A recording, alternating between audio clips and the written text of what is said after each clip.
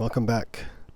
In today's video, I want to share with you all something so profound that God had revealed to me a couple years ago that still hits me hard today.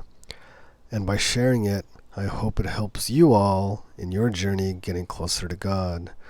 So here we go.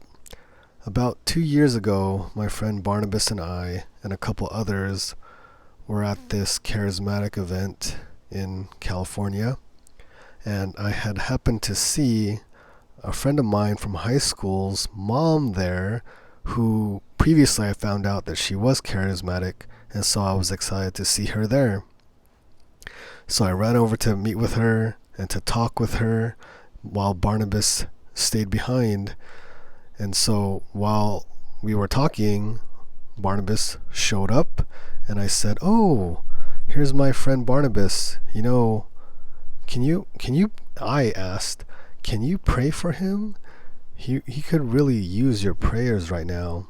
And then she looked at me, and this is the most profound thing that she had said to me, and that still hits me hard today. She said, "Let the word heal.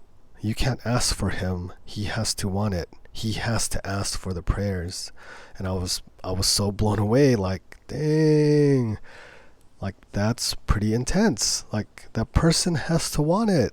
It's kind of obvious, but it's not, but it's true. And till this day, that really sticks with me, that the person has to want it. That I have to want it, and it being God. I want to have that relationship with God. I want to have the desire to get to know God. I have to have the desire to want to receive the prayers from people to help me get closer to God. I have to want that. And so in that moment, I learned, like, if you are praying for like your spouse or for your family member to have a conversion, yeah, praying is good. Hopefully that will help God soften their heart.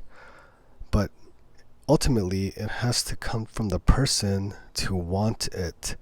To want God. The person has to desire God. The person has to ask to be prayed for. And Barnabas, in that moment, he was like, "Man, can you pray for me?" And man, his prayers were answered. And so, I thank God for allowing me to witness and experience in that moment that revelation that the desire needs to be there for someone to come closer to God. That was a very, very powerful experience. And I pray that you all out there desire God. And if you know someone that's struggling, obviously pray for that person. But ultimately, they have to want it. They have to want God, which is what I learned in that moment.